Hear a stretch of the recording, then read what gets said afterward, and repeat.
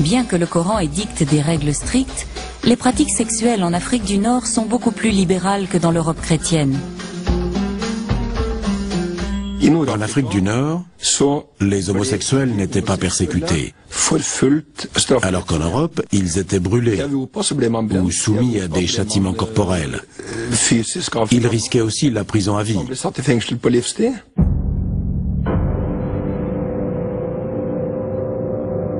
Pour la plupart des esclaves de la côte des Barbaresques, la vie est un enfer. Seule une poignée d'entre eux parvient à rentrer dans son pays. Pour Scram, en revanche, les choses sont bien différentes, car il est serviteur royal. Malgré sa capture en Méditerranée et malgré son statut d'esclave, la vie à Tunis était un paradis pour lui. Dans son récit, il écrit « Il ne me manquait rien à part ma liberté ». L'avantage, c'est qu'il entre au service du prince à Tunis, qui est d'une nature clémente. Des négociations s'engagent entre le royaume du Danemark et les autorités de Tunis pour la libération des marins norvégiens. À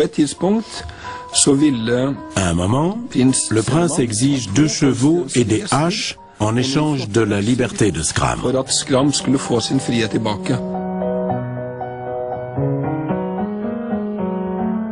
Au musée royal de l'Arsenal, à Copenhague, on trouve la trace des présents envoyés dans les États barbaresques pour gagner la faveur des négociateurs et protéger les navires danois et norvégiens des attaques. Bien sûr, le gouvernement danois aurait pu envoyer une flotte pour patrouiller, mais ce n'était pas possible. À la place, ils ont tenté d'obtenir un accord avec les États de la côte des Barbaresques. En gros, il s'agissait d'acheter la tranquillité des navires de la couronne. Ils ont donc envoyé des cadeaux, des présents, comme ils disaient, à l'attention des dirigeants. Des cadeaux au prince, mais aussi du matériel, comme des armes ou des cordages qui faisaient défaut à ces pays.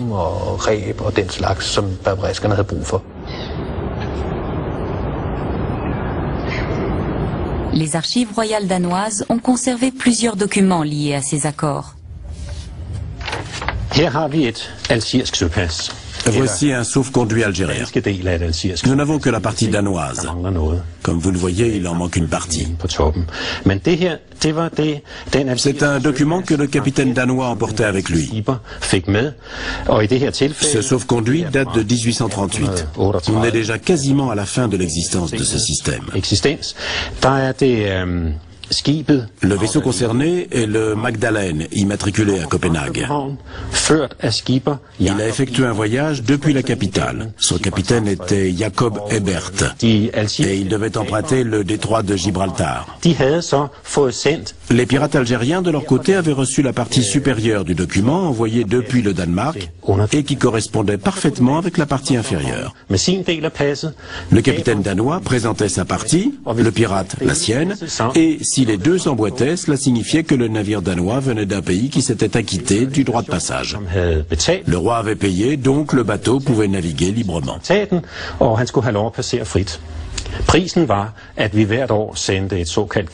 Le tribut annuel consistait en une cargaison de poudre et de boulets, de faucons d'Islande, de cornes de narval et d'autres produits du Nord. C'était de cette manière que le traité était scellé.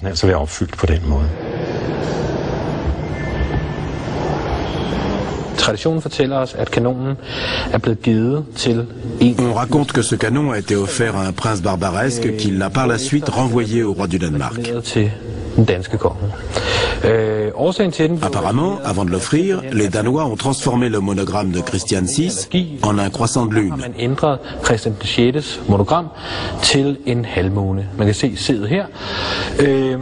Le problème, c'est que cette forme en C représente une lune décroissante. Or, la tradition veut que la puissance de l'islam soit symbolisée par une lune croissante. Le dernier quartier de la lune, c'est l'image d'un islam sur le déclin. Ce n'est pas un symbole très indiqué quand on offre un canon à un prince.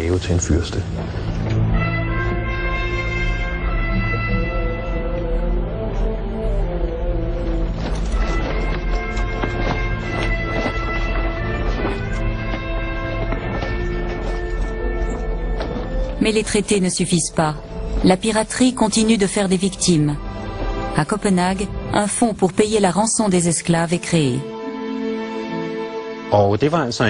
C'était une sorte de caisse d'assurance à laquelle tous les armateurs devaient contribuer.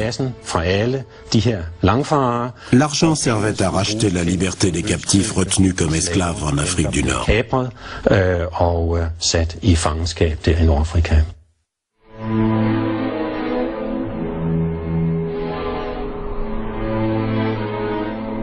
Bien loin des rivages de la Méditerranée, sur la petite île d'Amrum, Oluf Jensen, le père de Hark, tente pendant 10 longues années de réunir la rançon de son fils.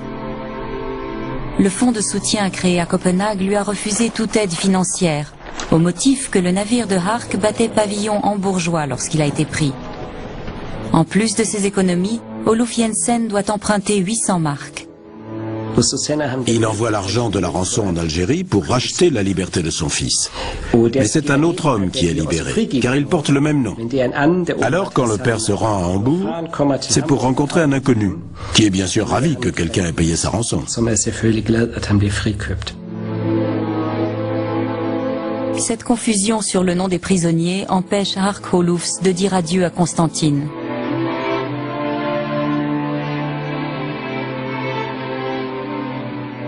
Voilà 16 ans qu'il a quitté sa terre natale et 12 années qu'il vit en esclavage.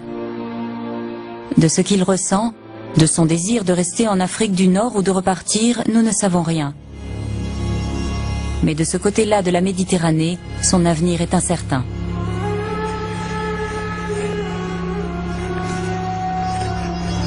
Lorsque mon maître atteignit 95 ans, sa santé déclina. Chaque jour, je tremblais qu'il ne meure, car mon sort était lié au sien. Il faut savoir que les esclaves les mieux lotis, ceux qui jouissent de la confiance du chef, s'attirent les foudres du nouveau maître.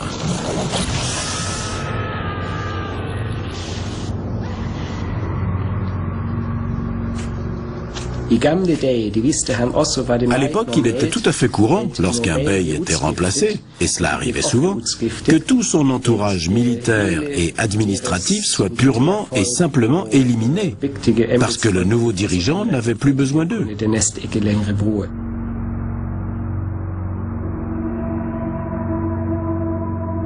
J'avais prévu de m'enfuir sitôt mon maître décédé, mais il devança mon intention. Il m'annonça que je pouvais quitter Constantine. J'étais libre. Avant de partir, j'allais le voir, je l'embrassai et lui dis « Effendi, je vous remercie pour le pain et le sel que vous m'avez donné au cours de ces 12 années. Je vous supplie de me pardonner les erreurs que j'ai commises. » Mon maître me répondit « Je vous remercie, capitaine, pour vos services. Et si je vous ai offensé, je vous demande pardon. » Je tombai à ses genoux. Mais le vieil homme me releva. Les larmes inondaient son visage.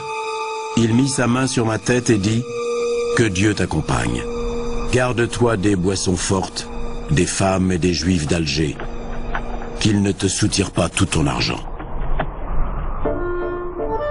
Hark rentre chez lui au terme d'un voyage long et difficile. Il passe par Marseille, Lyon, Paris et Hambourg. Enfin, en 1736, Hark retrouve son île natale. Le piétisme luthérien s'est développé au Danemark, ainsi que la pratique de la confirmation. Lorsqu'il a quitté Amrum, il n'avait pas accompli sa confirmation. Ça n'existait pas.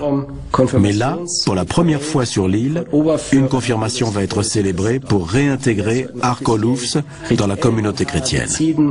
En parallèle, il doit verser une forte somme à l'église pour les réparations des lieux consacrés et le denier du culte. À la différence de Hark Olufs, dont la famille a réuni l'argent de la rançon au prix d'énormes sacrifices, le marin Skram est libéré au bout de 3 ans de captivité grâce au fonds danois d'aide aux captifs. Le jeune Norvégien avait pris la mer depuis le port de Bergen, qui appartenait alors à la couronne danoise. Au terme de longues négociations, le fonds danois d'aide aux esclaves, créé à Copenhague, a réussi à faire libérer l'équipage du Fru Alida. Le fonds a envoyé de l'argent depuis la capitale danoise à Tunis via des intermédiaires basés en Europe et il a été remis à la famille royale tunisienne. En 1750, Schramm embarque à la Goélette, le port où il était arrivé les fers aux pieds. Depuis Livourne, il entame un périple jusqu'à Amsterdam, à pied. De là, il prend un navire pour Copenhague.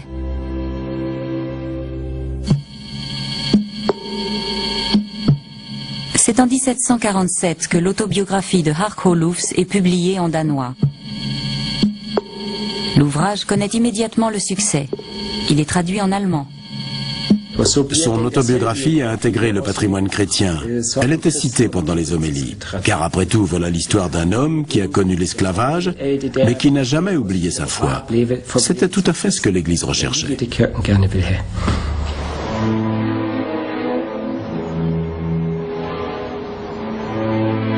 Au fil du temps, l'aventure de Hark Olufsen a sombré dans l'oubli, mais pas sur l'île d'Amrum.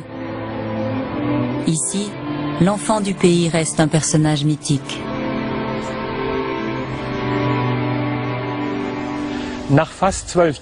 Après plus d'une décennie, Hark Olufsen a regagné Amrum.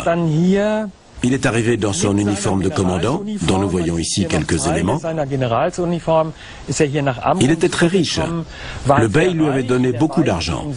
Lorsqu'il a retrouvé sa terre natale, il avait 28 ans. Il est tombé amoureux d'une jeune femme qui était déjà fiancée. Mais comme Hark disposait d'une jolie fortune, les fiançailles ont pu être rompues.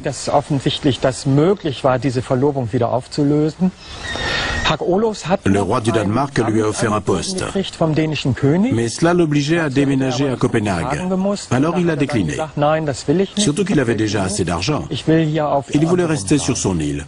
Il est devenu receveur d'épaves, mais ce n'était pas l'idéal, parce que les habitants d'Amrum trouvaient toujours les débris avant. Hark Olufsen n'a pas fait de vieux os.